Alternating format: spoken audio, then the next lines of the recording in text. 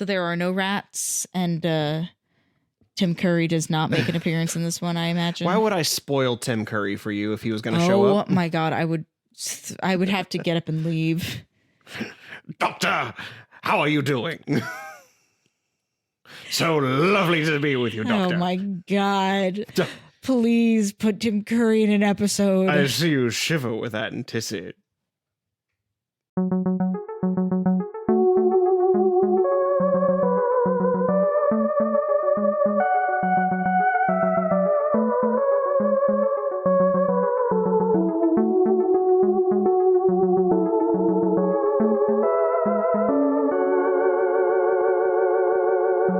Hey everybody, and welcome back to another episode of Who Is My Doctor? Yar, who be my doctor? Who be your doctor indeed? Yar! I am your host, Zach, and I know a lot about Doctor Who. And I am your host, Cassie. Fun fact, did you know that voice, the like iconic pirate voice, was actually not a thing until the 1950s? Interesting. Is it like from like Viking helmet thing? No. So the actor Robert Newton, who played Blackbeard in Disney's Treasure Island, just took his native accent, which there's a formal word for it. I, for the life of me, cannot say it, so I am not going to. But he is from a part of England that I can't remember right now. Some sources say Cornish accent. Okay. It's not Scorsese. There's another word that starts with an S. Scouse. Thank you. Scouse accent, yeah. Yeah, so it's his normal Scouse accent that he just added extra flourishes to. Okay. But from that moment forward, any of the extra hard yar, hi yar be matey, any of those types of like stereotypes that we that we prescribe to piratism. So when I had called it a Viking helmet thing, you know how famously we all think of Viking helmets as having horns? Yeah. Viking helmets didn't have horns. No. The reason we think that is because one of the first operas that was about Vikings, they put horned helmets on them. So it's not that it was true. It was that it became such a piece of pop cultural ephemera that it has retroactively become true because that's just the mental image people have. Yeah. So that was what I meant, was that it happened in a thing that got popular enough that it became. So it was simply one actor's interpretation of the role that then shaped how people. Interesting. Because there also we don't have any audio recordings of pirates back in the old pirate days. We cannot pirate them. And there's really no arguments against it because he didn't make up this accent. He just used his own speaking voice. So Robert Newton. Yeah. All right. Well, that's kind of a fun little detail. Yeah, that's your fun fact because I have many of those. Every so often. I wonder how close this pirate's accent will sound to Robert Newton's. I'm sure it's probably better. I mean, I haven't seen that Treasure Island in a minute. Yeah, for sure. But today we're looking at Series 6, Episode 3, The Curse of the Black Spot. Oh, as if I didn't know this was the pirate episode. Oh, were you just doing that voice just for fun? I thought yeah. It was silly. Just having some fun with it. So silly. So what might you be expecting from a Doctor Who pirate episode? We haven't had a Black Plague episode. We've not had a Black Plague episode. So considering that this one is Curse of the Black Spot and that there is the strong theory that the Black Plague started from fleas that were carried by rats that were like stowaways on pirate ships. When the actual fact of the matter is, the Black Plague was actually started by gerbils that hitched the ride on the Silk Trail. So it was both land and sea, just the FYI. But I mean, you mentioned Treasure Island. That is what the Black Spot is from. The original Black Spot was something that Robert Louis Stevenson came up with for Treasure Island to denote a pirate that was to be killed by other pirates. See, because my other experience with spots of many colors. There's an episode of HR Puffin Stuff where Jimmy contracts quote unquote red spotitis. And I think about red spotitis so much. Yeah, I specifically remember it from Muppet Treasure Island because they call it a pirate's death sentence. Yes, I think it was also in the Pirates of the Caribbean movies. Yeah, it was. But I think they gave it to him on a piece of paper. Is that right? It's been a while since I've watched those movies. It also has been. I just have such a clear memory of one of them just going, the black spot. Yeah.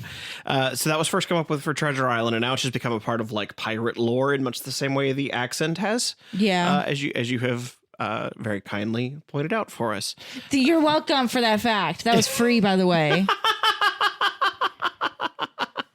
So yeah, the black spot in this case is generally a mark that usually appears on the hand.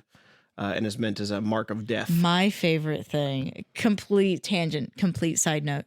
When I was practicing magic as a small child, there is a trick that you can do where you mark somebody with a black spot as well, where you like the magic spoiler alert, you get a little bit of like a lipstick or something on your thumb, like when the participant isn't looking. And so like you rub it on your hand or like you like have a spot on your hand that you say like you're going to rub into the other person's hand. And so like as you're like doing the secret magics, you have them select like, oh, is it this hand or this hand? And they choose. And as you're like lifting up their hand to say like, okay, you're going to like put it in a fist now, that's when you mark them.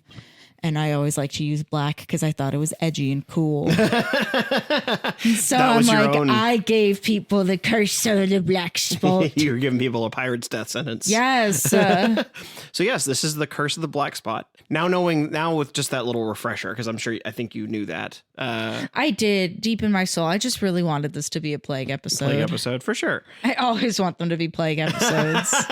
You just want everyone to die. Yeah.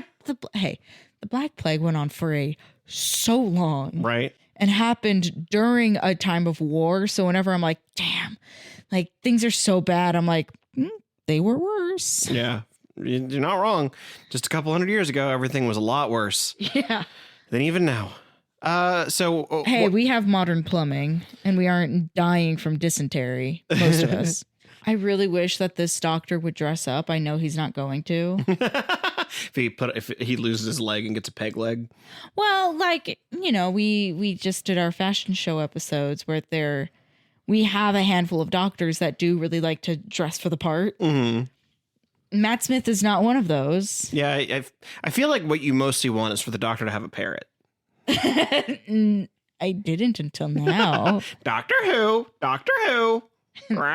That's a hat. That's a hook. That's a TARDIS.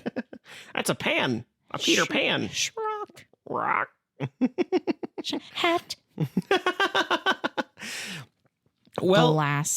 Yeah, you are correct. The doctor does not get Parrot, dressed up what's here. this made out of? Glass. Time. Space.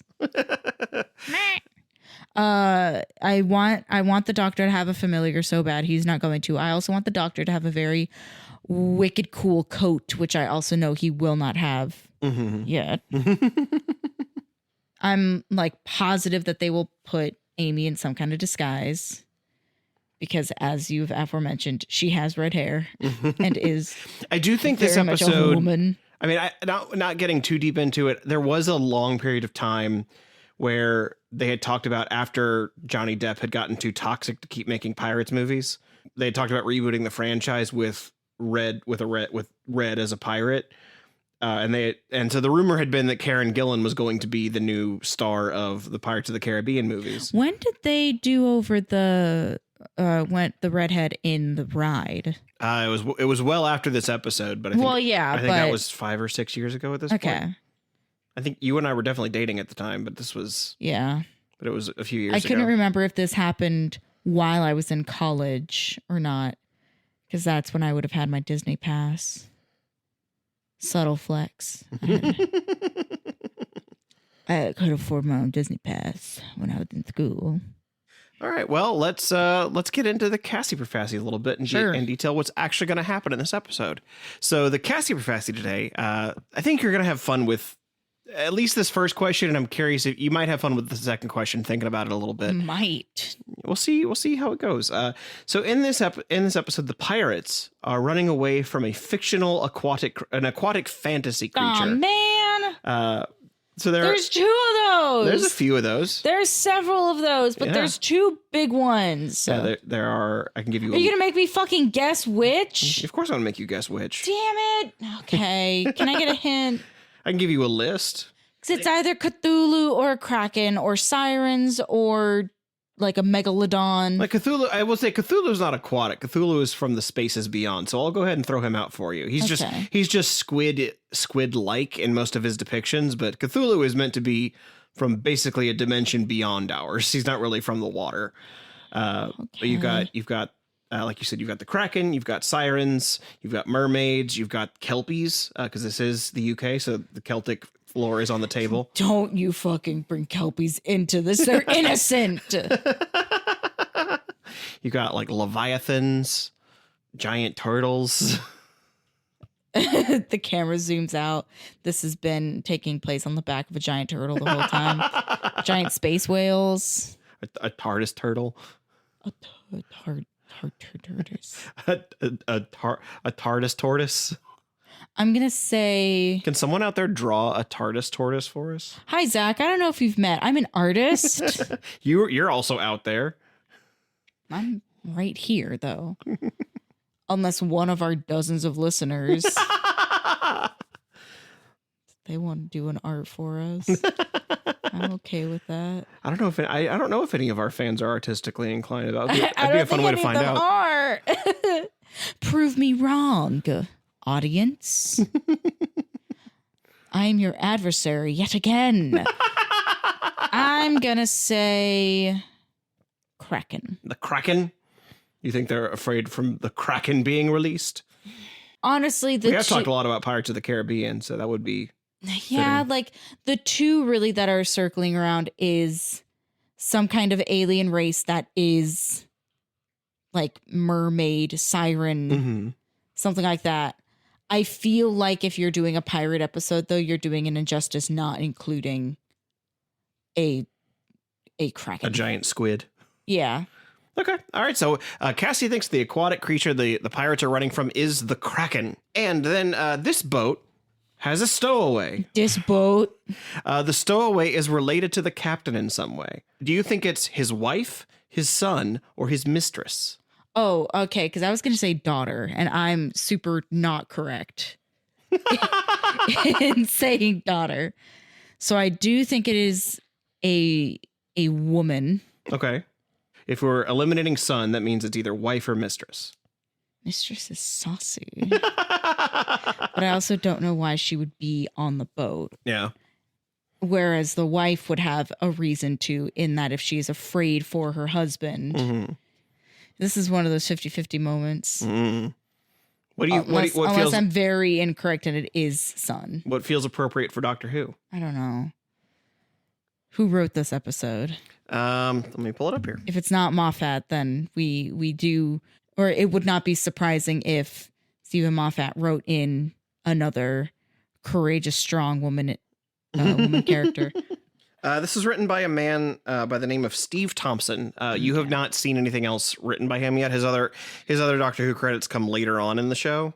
Okay. I'm trying to think if there's anything that he's written that you might have seen, but I don't think so, because the only other show that I know he's written for is Sherlock. So I would say that you have not seen anything else by him, but it is not Moffat specifically.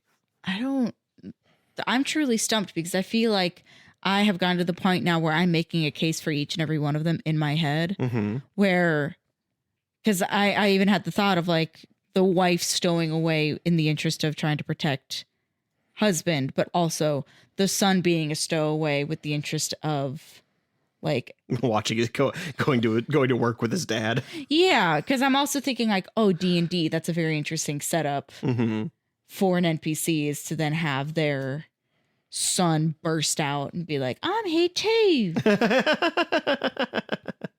So because I can't decide between the wife and the mistress, I might actually go back on myself and say it's the son. Okay. Because since I can't decide either one of those two, there is a third option. So I will default and go back on my own words and say it's the captain's son. Alrighty then. Well, we will find out together if the pirates are being chased by the Kraken and if the captain's son is a stowaway as we watch The Curse of the Black Spot. Because I'd rather be very wrong and not just like, oh, I was almost right. Yarr!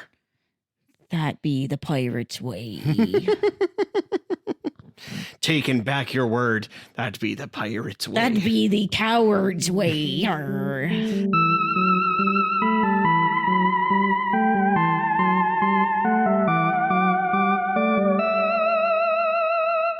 Are you lonely at sea? Spent one too many nights whispering sweet nothings to your parrot? Well, fret no more, ye lovelorn landlubber. Introducing Timber, the only dating app made for pirates by pirates. Whether ye be searching for a fine lass, a rugged rogue, or just a first mate to swab the deck with, Timber's got your back. I met me third wife on Timber. Her profile said, looking for a man who can hoist me sails and bury some treasure. And I knew she was the one. I did once get catfished by an actual catfish, though, so always be careful to check the profiles. Timber matches you based on your interests, whether it be pillaging, plundering, or preferring long walks on the beach counting your doubloons. So don't be a scurvy-stricken singleton. Download Timber today and let your timbers be shivered.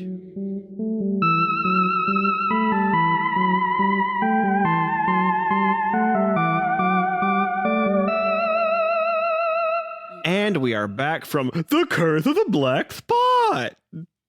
Yar! I don't. Shiver me timbers. Is that like a reference from the episode that we just watched? No, that's just me being an idiot. I don't understand what. Like, it's silly. It's very silly. But doesn't really have anything to do. You don't like my pirate voice? I mean, it's like a 6 out of 10. Fair enough. Well, speaking of ratings, what did you think about the episode, Cassie? I give this like a 6 out of 10. Yeah, I'm kidding. I do. Like, if we're gonna rate it, which we've literally never done in any other episode, I suppose I can give this one a number. If you really want to, I was just trying to do a segue. I would really rather not. Yeah, we don't I'd actually do that. I don't think numbers are super interesting to talk about anyway. No. Personally, I like the number 7 a lot, but that's just me. I would give it a piece of 8 out of 10. Whoa. Whoa. Pieces of 8. Pieces of 8. Good job. Yeah, The Curse of the Black Spot. I remembered it not being very good from just like my memory of like at the time when I had first watched it, but I actually think this is pretty okay. I didn't hate it. Yeah, I thought it was pretty good. This was one of the rare ones where I did still manage to take more than half a page of notes. Yeah. Like it was like a lot, and part of it is that a lot of the first chunk of it is the episode kind of spinning. It's like doing the same thing where it's like the pieces will move to one side of the boat and then to the other side of the boat and then to the other side of the boat again. Yeah. Just because that's the nature of being on a boat running away from something. Yeah. But I think there's a lot of good little character moments, like when the sun shows up and Captain Avery is so very like nervous about his son being there for a whole host of reasons. Not just 1, for the safety of his son, 2, that his son's going to see him as a pirate. And 3, that his son has left, or that the son is worrying the mother. No, the mother is dead. I know, but that's his first thing, is that you're making your mom scared. Like, your mom's going to worry about you, until the son is like, no, I'm not. Mom caught the plague. She died of fever. Yeah. Which, maybe she's got Captain Cabin's fever. Yeah. So Captain Avery is a real pirate captain. Some people have called him the Pirate King. Some people have called him the Arch Pirate. My God, could you imagine being a warlock and having your patron be an arch pirate? He is. Hold on, Zach. You're rethinking your whole character. I'm reworking him now. He was a real pirate. He was a first mate in the Navy who's basically he and the crew, their paycheck took too long to the point where they grew unrestful with the captain, mutinied, and became pirates. Amazing. And then I think it was somewhere in the 1690s, he disappeared. No one knows what happened to him. Obviously, he died at some point. He's not still alive. What? But no one knows exactly what happened to him. So that's the story. That was why he was picked for this episode. Was when the guy wrote it, he was looking through his son's book of pirates, and then it was this pirate who disappeared, and so he wrote the story about where he went. Which is kind of cool, because like that is the redeeming factor for me. Is I was very excited at the end of a sea captain turned pirate of the cosmos. I think that's so cool, because also all of his crew is then in a stable living stasis on this alien ship that was marooned. I have more issues with the alien ship. Truthfully, I think that's kind of dumb. But I'm also like, I really love this bitching ending of this pirate captain sailing off into, particularly because he even justifies, or he makes a very good argument for himself as a captain, saying a ship's a ship. Yeah. So truly, it's not like I don't understand these things. Yeah, it's beyond me. It's just no. It's navigation. That's a compass, a telescope. Yeah, that's steering. Like this is a fucking. I get it. I understand. Mostly because that's 9 times out of a 10. 9 times out of a 10. That's my approach to jobs, where I'm like, yeah, that's the boss. That's who I talk to if I have issues. Here is where we have snacks. A job is a job. Yeah, customer service is customer service, no matter what package you want to put it in. Yeah, I also like that approach. I like that. I like having this captain who is so confident in himself as a captain, as first mate, as a navigator, to say, yeah, I can manage anything. This is not a wooden man-made ship. This is made out of steel and parts I don't fully understand. But meh. It does the same thing. But I be carrying the confidence of a mediocre white man. No, very, very strong, intellectual white man. So I liked that. I liked that particular ending for Captain Avery. Yeah. So very much. The hang up that I have with this episode is everything to do with the alien ship and the siren herself. Okay. Go on with explain some of that for me. Just the term protein circuitry. How fucking I mean, a protein circuit just sounds like beef jerky. Protein circuit sounds like what I would do if I'm trying to get through a whole bag of snacks before anybody finds out that I have it. Protein circuitry is me reaching into a bag of beef jerky and eating it all before dogs find out what I have. Hey, bro, you hitting the gym today? Yeah, I'm doing a whole protein circuit. Like, or you going to the market and getting your like powdered protein shake, your tofu, your red meat, your lunch meat. That feels like running a protein circuit. Not something that now I'm picturing like a store that's dedicated just to selling meat that's called Protein Circuit City. I was proud of that. That's it. That's the bit. Good job. I totally squished the bit again. Oops. You squished your own bit though. Fair. I was yes-anding it and doing a really wonderful, awesome job, and you just chose to not go with it, and that's okay. They can't all be bangers. we can't all be Cassie and tell perfect jokes. Yeah, no, we can't. But it was the specificity of how this siren/nurse entity orb gained sentience and took on a human form. I don't even think that she gained sentience. I think she was just a hologram for the nurse program that they had. That was the way I perceived it. then that's my issue. Yeah. What the fuck does any of that mean?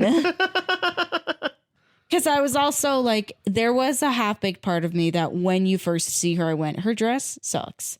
If you have, I don't care. I don't care if you're supposed to be an alien. If you are an alien, dress better. Yeah, basically. Because I was like, this just looks odd. Like, this looks like material that my mom has a skirt made out of it. It's these very fine pleats. Mm-hmm. This, for hers, I think, was in a metallic because it caught the light different. Mm-hmm. But if you're a siren, I would expect it to look cooler. Her dress just kind of sucked. Yeah. And there's a part of me by the end of the episode where I realized, like, there's a non-zero chance that they just did not know how to interpret a siren that is also a nurse, that is also a hologram. There was a few things in it where, like, there's nothing big, but there's a few little details where I just needed it to be more present. Like I had commented on it while we were watching it that these are the cleanest pirates I have ever seen. I really have no patience for clean pirates. Because it just felt... Which also, like, in defense of that, 9 times out of 10, when production companies are doing shoots like this, they're pulling costumes out of their own warehouses, and it costs money to dirty them up. Yeah. Like, so there's a non-zero chance that the warehouse that they have these particular costumes in don't have pre-distressed things. And because, for lack of a better term, this episode does not take place in bright spaces. Yeah. So you can almost forgive the fact that these pirates are so clean because you are not, it's not in the middle of the day. Yeah. It's also that, like, where the boat is, there's no, like, background ever. Like, No. There's no mist or fog rolling over the water. So all you really get is just the dark, empty sky. And so it's just kind of boring to look at the back. So, but it's all like, none of these things are like important to the story, but they do. They add in a little bit of stuff just by having all of the talisman hanging around the boat. Yeah. And having the pentagram painted on it. Yeah. Which does do a certain amount of visual storytelling, and that you can tell that these men are doing everything in their power to protect themselves, even though all of these are to no avail. Mm-hmm. They just add visual noise against, like you said, a very dark background in water that has a aqua blue light beaming out of it that is supposed to be this siren. Yeah. The other issue I had was her means of transport. Coming through reflections. Because my thing was like, okay, her coming through water. That makes sense. We're on a ship. There's water everywhere. There's water in the ship in forms of barrels, and that makes sense to me. Yeah, puddles. Like, that makes sense to me. But it was the second that the doctor said, it's not water she's going through, it's reflections. Ah! And I went, this is some stupid doctor bullshit. I'm mad now. It's funny because that was the one thing where I was like, oh, this actually did feel like a Cassie vibe. With your like crunchy granola superstitious stuff, because the whole premise of it being the reflections is that you ever look in a mirror and you feel like you're peering into a whole other world. There's something about that felt very much like you've looked in a mirror and you've been like, you're not me, you're nega Cassie. It's the times where I'm looking through a mirror that is up against you can keep this part in for clarification if you so choose. Okay. Katie and Liam have mirrors on either side of their scary little hallway that leads to their bathroom. And I always imagine, because when you have a reflection of a mirror in another mirror, you get that like infinitum. I'm sure that there is an actual word for it. And I always imagine looking at my reflection in one of those other far off distant reflections and imagine it waving back to me. And so I can't look too long because I'm so worried that that's going to happen and that's how I'm going to transport to another timeline, even though I'm very convinced that that's already happened for me several times. God, I would love to transport to another timeline right now. Well, it's the number of times where I've been like, damn, I lost this thing that's very important to me. And then it just appears like months later. And I'm like, oh, cool. That was me transporting to another timeline. I'm still waiting for that to happen with my wallet. And I'm manifesting that every day. One day you'll just wake up and it'll be like, it's here in the car. Yeah, no, I keep waiting for that every time I go into my car. I'm like, it's going to be there. I just know it. Yeah, I mean, I guess it's the story as a whole doesn't bother me too much. There's a few obviously like Doctor Who-y explanation for things. That's your problem is it's Doctor Who-y. Yeah. But yeah, when they get to like it's a ship in a parallel dimension that's occupying the same space. Yeah. Like that's I understand that being silly to you, but to me that is what Doctor Who is. It is a little silly, but it's also that's how you resolve these otherwise interesting set pieces. Interesting is a bold word to use, but okay. I mean, I did like the exploring, like trying to take such a fantasy story like the sirens that the pirates would tell legends about and trying to find a sci-fi spin on it. My favorite thing about all of those stories is there's no documentation for it, but a lot of people believe that when pirates first saw manatees, that's what they interpreted to be mermaids. It does create a very funny image of if you replace the siren with a manatee in a dress. I would have preferred that so much more. Although I will say...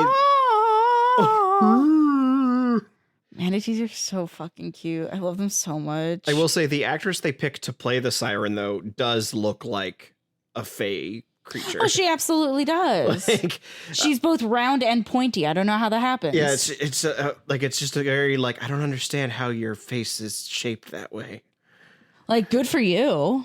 Cool. Yeah, it's a very interesting look. I knew a girl that had very similar face, and she frightened me because she was the type of person to know like 6 different languages too. Oh wow! I was like, you are not from this planet. Something happened. You're from somewhere else. You know too many things. Yeah. No, I was like, this is not your first time here. This is, you are a time traveler. You are infinite. I don't trust you. Yeah. I only know that actress from one other thing. I think you've seen it too.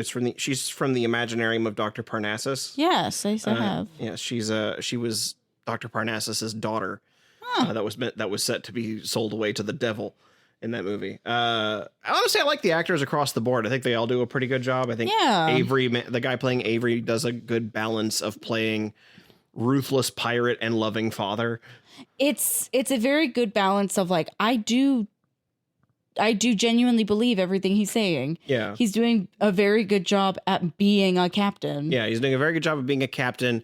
His crew all feel sufficiently like pirates, but in the sense that they are very loyal to their captain, but if pushed just a little bit, they will drop him like a sack of hammers. Yeah. They are loyal to his captain as long as their captain are useful to them. And they do a good job of that. And they pick people who also their like look really rides a line between like good-hearted and mean-spirited. Yeah. So that it does a very good job of balancing that out.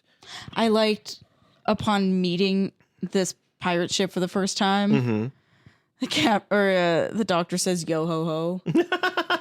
It feels very similar to like tourists, like white tourists that go to Japan and go konnichiwa. I don't think they ever say it in the episode proper, but his ship is called the Fancy.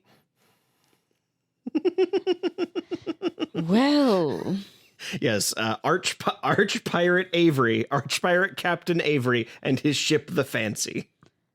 Well, what an interesting name. I thought you might enjoy that. I did like him right out the gate referring to Amy as their doxy. I will admit, I don't know what that stands for. So doxy is a term used specifically for like mistress. Oh, okay. In that time. I wonder if it's short for something. Because I don't believe it is. My brain goes immediately to Dexy, which is short for dextroamphetamine, like the street drug version of Adderall. It's just a word meaning a lover or mistress. an archaic term for prostitute. Interesting. Oh my God, a synonym is chippy. I know what word I'm going to start using. There was one explanation that I really liked from the siren to nurse translation that they did, where they had said that her singing was a form of anesthesia. But which at first feels silly, but then you go back and you remember that when she's singing, all the men are like, she's so pretty. She's the prettiest thing I've ever seen. I'm gonna jump off the boat for her. It's so really beautiful. The fact that that the actors all chose to play it like they were David after dentist. That felt very fun to me. That's one of those like retroactive. Oh, that all makes sense and makes every situation way funnier. Yeah, I did like that for but a moment. They gave the doctor a captain hat. Yes, or a pirate hat. Yeah, and then Amy also took a pirate hat, a sword, and a coat for herself. When I mentioned that Karen Gillan was in talks to lead the Pirates of the Caribbean franchise, that picture got reused a lot for those articles. Jeez, I bet. I would watch those. I would watch Karen Gillan as a pirate. We have seen Karen Gillan as a pirate. She's just in space and bald and as not bionic. A space pirate. Yeah, she is. A pirate of the Caribbean. I feel like Nebula's a pirate. Right. I agree that she's a pirate. I mean, I want to see her as not a space pirate. I want to see her as a pirate of the Caribbean. Well, there are other places where pirates go that are not just the Caribbean. There's, the Atlantic. There's the Pacific. There's the Gulf of Mexico. Yeah, there's Indian Ocean. I'm still confused as to why the TARDIS was unable to land in that spot, but couldn't move from that spot. So they had established that the ship was existing on a different plane of existence, basically, and so the TARDIS had landed on the plane of existence that was the other ship. That's why it but they still were able to walk out of it on the pirate ship. Yes, yeah, it's one of those like you don't think into it. You don't need to think about it too hard. It's okay. These things existed in two places, at the same place in different periods of existence. So you could walk out into one and then out in the other. That's why that when the TARDIS disappeared, it didn't disappear with TARDIS sounds, because that was it shifting back to the previous dimension. I guess if the TARDIS is a ship of both space and time. Yeah, and we've seen it go to other planes of existence too, like when it went to that parallel Earth. Yeah, like it just does that sometimes, because the TARDIS does what the TARDIS does. We got another appearance from our mystery eye patch lady. Yes, we did. This time the latch was inside a couple planks of wood. Yeah, you're doing fine. Okay. Thank you, mystery eye patch lady. You're not doing fine. You've lost an eye. And you also don't seem to be seen by anyone else. Right? That part does seem most disturbing, doesn't it? That she just keeps showing up for Amy specifically. Yeah, didn't love that. Speaking of Amy and our running season mysteries, I forgot to talk about this one in the last episode, but at the very end of this one, the doctor's looking at a screen that shows Amy as being both pregnant and not pregnant. That just feels like the writers don't know what they're going to do with that yet. They're keeping their options open. Yeah. Because I didn't interpret that as both being and not being pregnant. I took that as the TARDIS is unaware. You're taking it as timey-wimey bullshit? Yeah, that to me seems like we have an idea for something that we might want to do, but we don't know if we can or if we should. So we're just going to leave this ambiguous and have that be... When we decide, then we can write it into the show. Yes.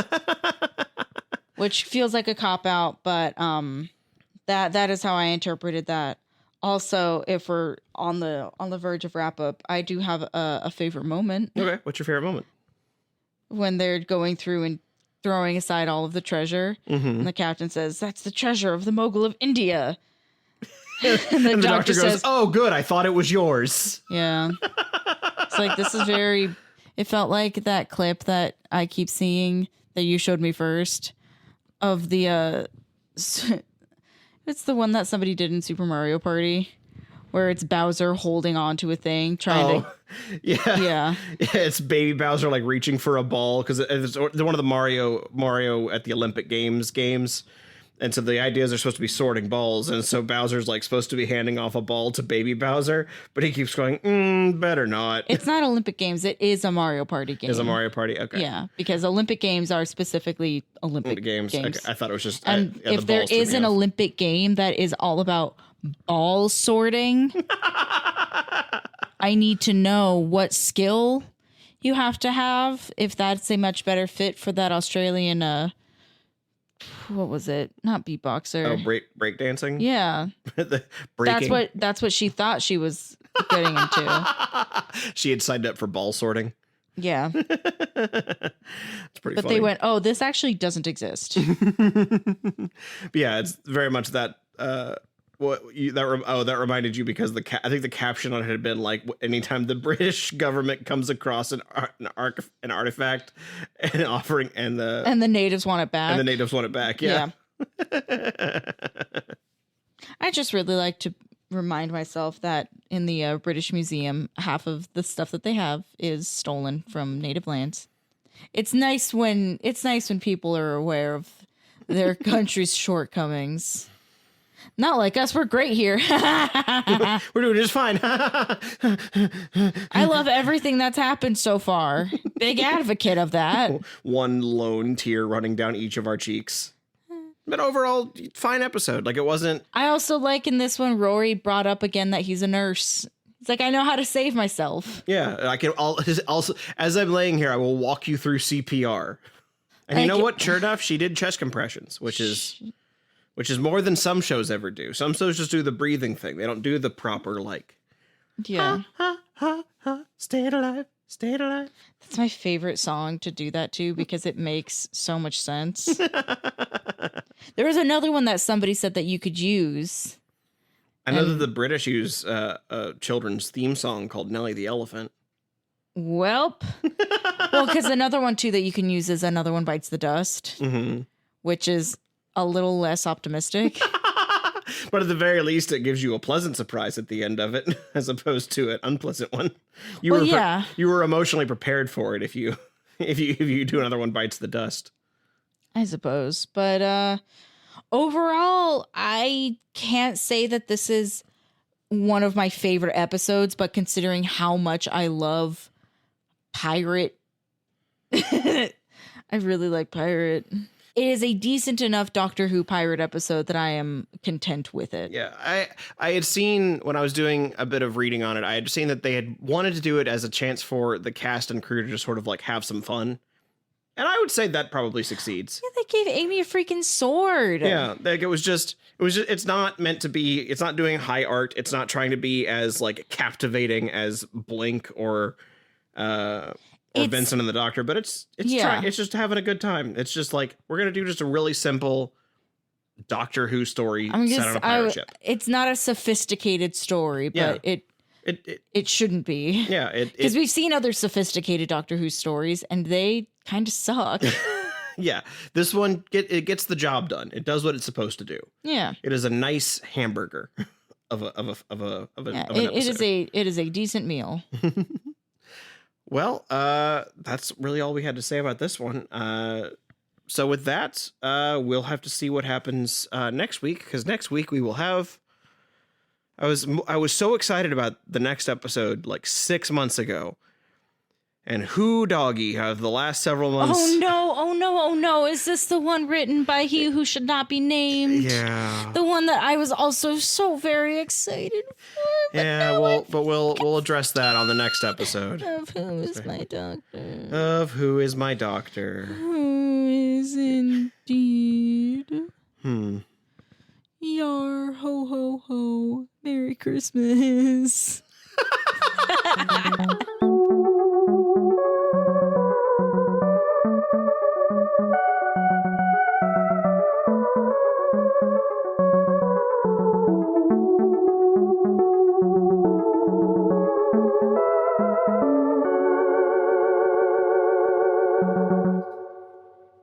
Patient.